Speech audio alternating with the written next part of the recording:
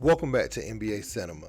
So today we're going to talk about something a little bit different where I see in Stephen A. Smith's comments, his most recent, or one of his most recent videos on his Stephen A. Smith show where he's critiquing the Monique interview with Shannon Sharpe. And this is the second time that he's done this. Never said anything about the 21 Savage interview, never said anything about nothing else that Shannon's got going on except for the Katt Williams interview.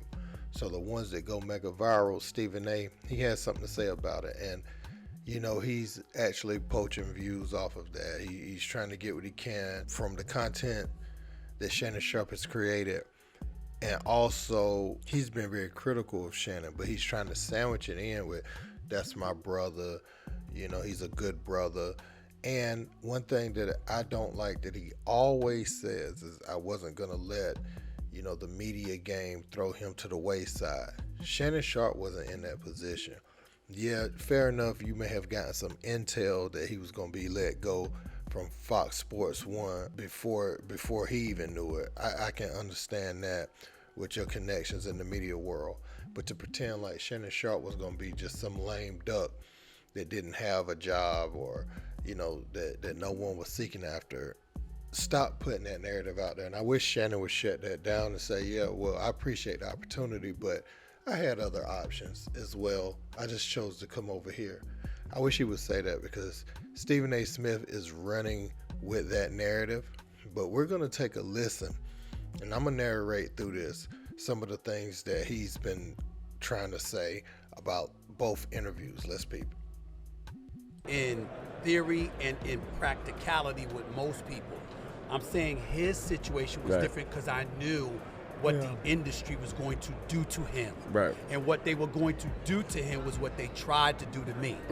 And I couldn't let that happen to that brother. I just couldn't. I didn't know him that well, but I'm like, nah, he's a talent. I respect the hell out of him. I respect his work ethic and his accomplishment. I have never heard nor seen of Shannon Sharpe bothering anybody. And I said, I'm not going to let this brother be assed out, unemployed, in off television, in the code. And I know he got Club Shay, and he's going to do big things with that and all this other stuff. But if you walk off linear television and you don't have a linear television arm at that moment in time, because of how he departed, I thought he could have been squashed. Okay, so I'm just going to play that one time. I could probably find 4 or 5 other times where Stephen A. has made it like he saved Shannon Sharpe's whole media life. Now, what Stephen A. is speaking to, he could be a bit out of touch just based on still not understanding how powerful social media is and YouTube and all these other platforms. Shannon Sharpe wasn't going to get crushed. Club Shay was still going to be good. Nightcap probably has exceeded their expectations.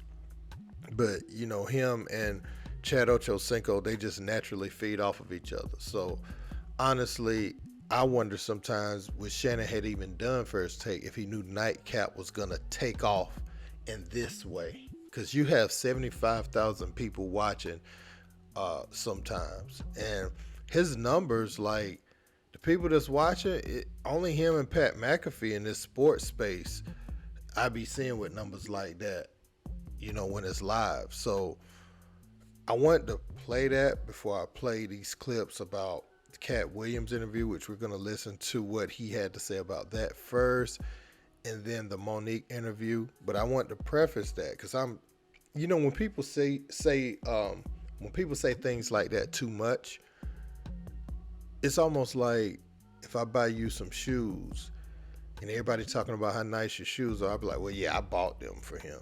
You know, that's me. I did that for him.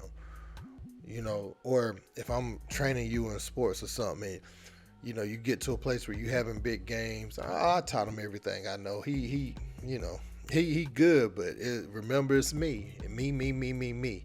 And that's what they've been getting on him for in the comments, man. So we're going to listen to what he had to say about Shannon's Katt interview. Let's peep. That's not the reason I was willing to touch on this subject.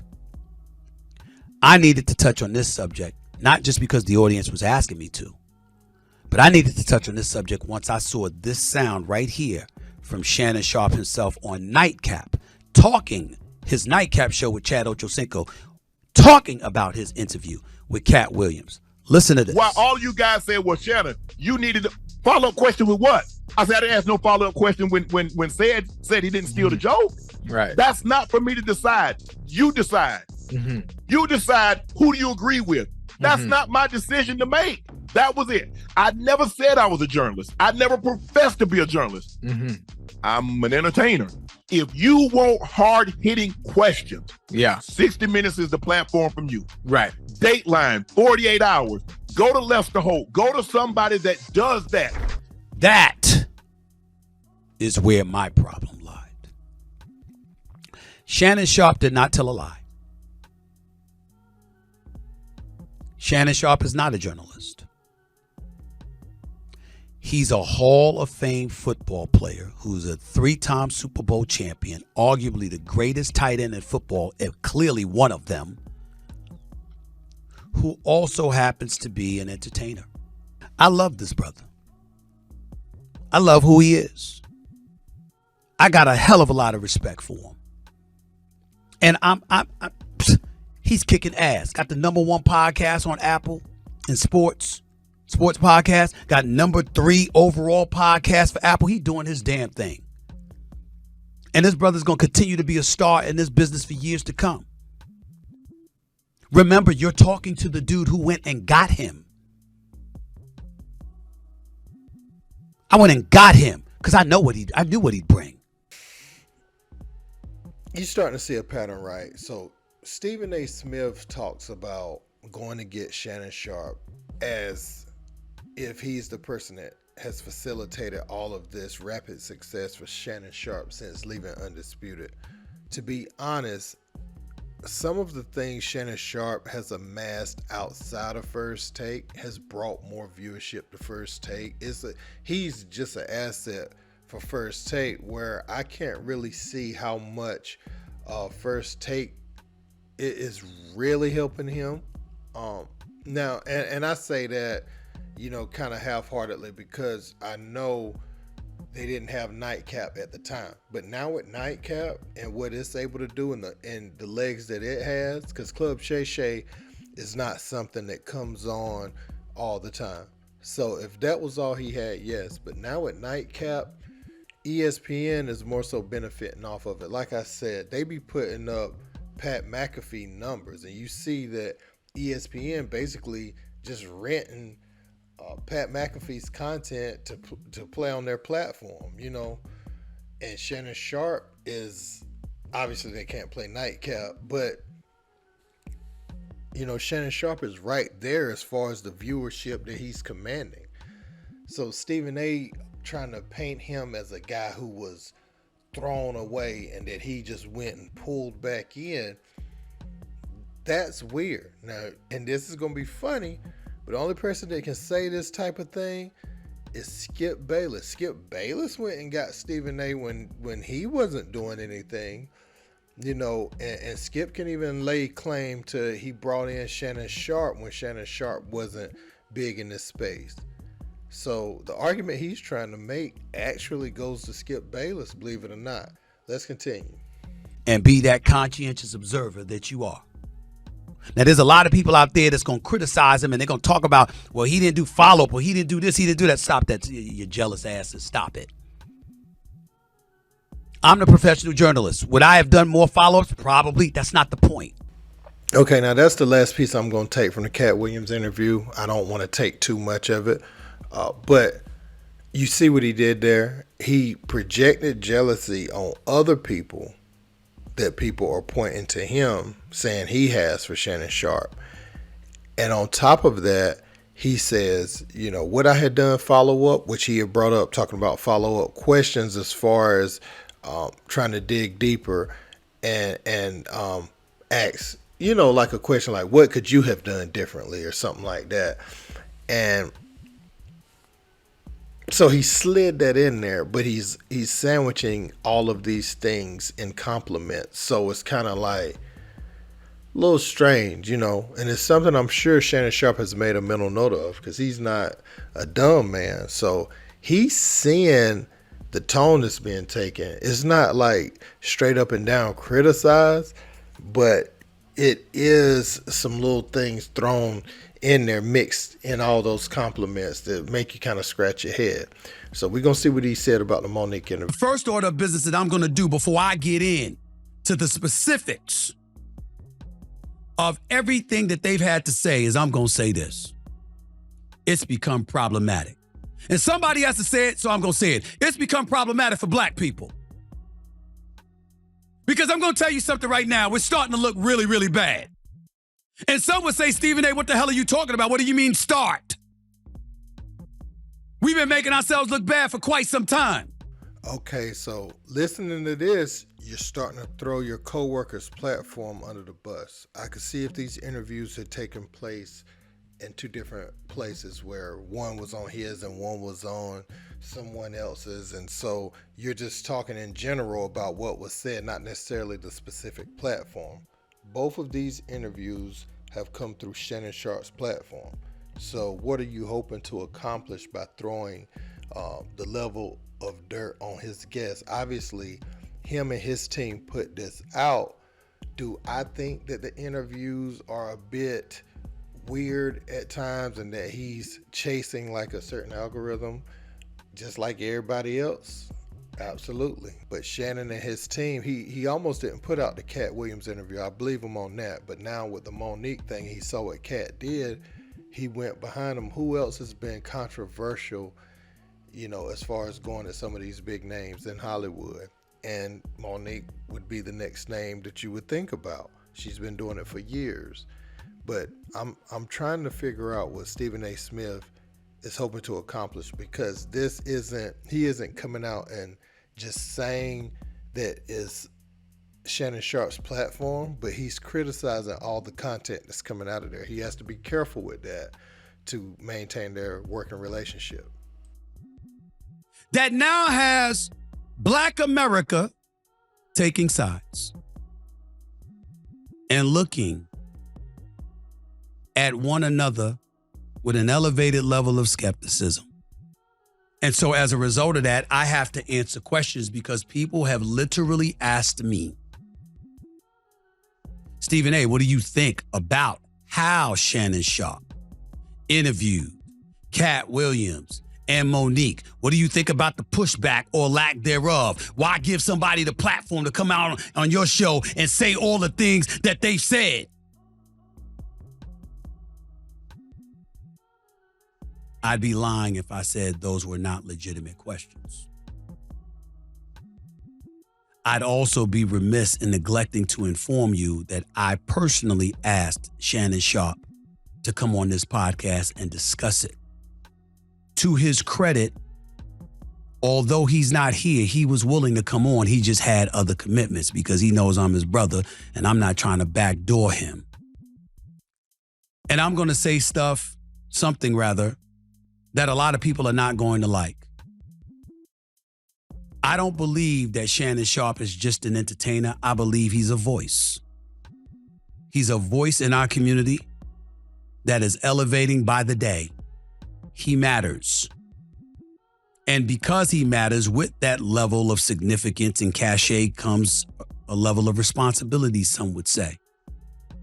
But when you do it to the point where you're trying to act as if he shouldn't have them as guests, or somehow, some way he could have curtailed or edited out what they've said, I'm not going to go that far. Shannon Sharpe is under no obligation to edit or alter genuine thoughts that his guests have on his shows. If that's how they feel, that's how they feel. Now, would I have been a little bit different? Sure, because I'm a trained journalist. And as a result, the level of pushback that I would give, I'm seasoned and trained to do it, spanning 30 years. But when somebody wants me to get at Shannon Sharpe, it's not happening. I'm going to support my brother. Even if I think he's wrong, I'm still going to say it, but I'm going to support him anyway. Meaning letting him know I'm always going to look out. I did feel a need and an obligation to comment because so much stuff is being said about this man that works with me 2 days a week on ESPN's First Take. And I had to let everybody know where I stood about the man that I brought in to sit across from me 2 days a week. So as you can see, he took credit once more for bringing him on the First Take, where that did not have any place in the conversation. And I think that's what people are starting to get annoyed with. He's making all of these interviews about the fact that he brought Shannon Sharpe in the First Take. We know that you're an executive producer over there. You still have bosses, but you can make recommendations that are highly favorable to talent to come in. Okay, man, we get that. You've been saying that about everybody over the last few weeks. You started saying it, about Ryan Clark when the pivot started taking off. Okay, we get it. We know that you are a person that is high ranking over there that can get people in, man. You never have to say it again. Trust and believe, we got it. We got it the first time. We got it the second time. We got it the 60th time, But you could see where he's saying he would do things a little bit different, but he sandwiches it. We call those sandwich statements, that's how, when you're talking to someone that's troubled, where you're trying to get them to change, you say something good, then you mix the truth of what we're trying to change in the middle, and then on the other side of that, you have more compliments. And that's kind of what he did with Shannon Sharpe, and on top of taking credit for where he is in his journalistic career. Now, he said he's a talent and all that, but he always has to insert himself. And people been going at Stephen A. over this, but it has really intensified over the last few weeks, especially with him commenting on these interviews. And I remember seeing a lot of individuals on the internet saying he went at Jason Whitlock in that forced cursing tirade that he had. It seemed forced.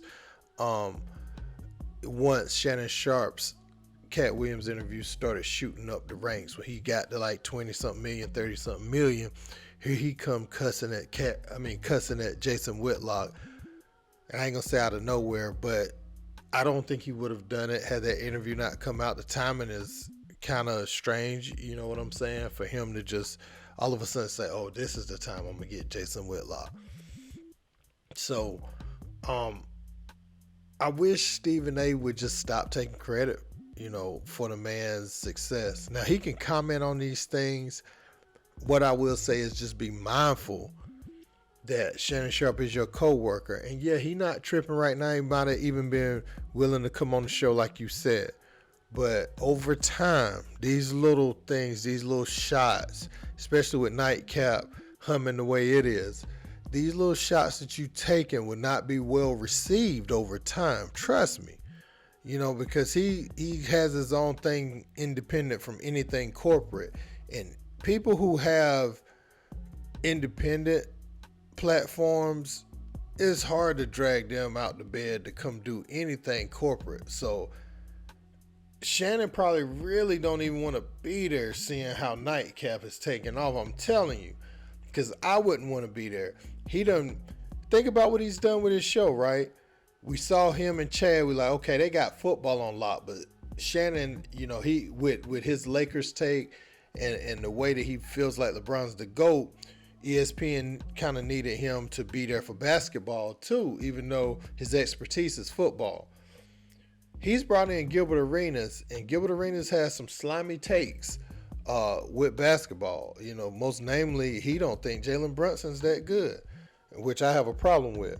But say what you want about Gil, he has a lot of engagement, a lot of viewership, and they've created a entertainment environment to talk about the game of basketball. Him, Brandon Jennings, Rashad McCants, Kenyon Martin, some of the ladies that be on there, Cheryl Swoops, and the other girl's name keeps, she went to Duke,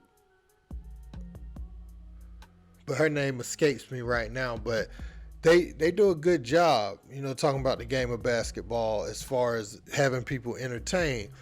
And and Josiah Johnson. So, but I say all that to say Shannon Sharpe has added him to do basketball. So now he has a full show as far as basketball and football. And honestly, basketball, the way the summer league runs and all that, those sports are always going on throughout the year. And the little bit of time they ain't going on, you got the draft and different stuff like that. So those two sports is something to talk about 365 days a year. So I think Shannon Sharpe and the platform he's created, as far as Nightcap, they have all their bases covered, you know, as far as that. And I wouldn't be surprised if he brought in someone for baseball at this point, but we're gonna see. But yeah, man, let me know what you guys think about Stephen A. Smith and some of the backlash he's getting as far as commenting on Shannon Sharpe and his success and his viral interviews. Let me know in the comments. Don't forget to like, share, and subscribe. Till next time, peace.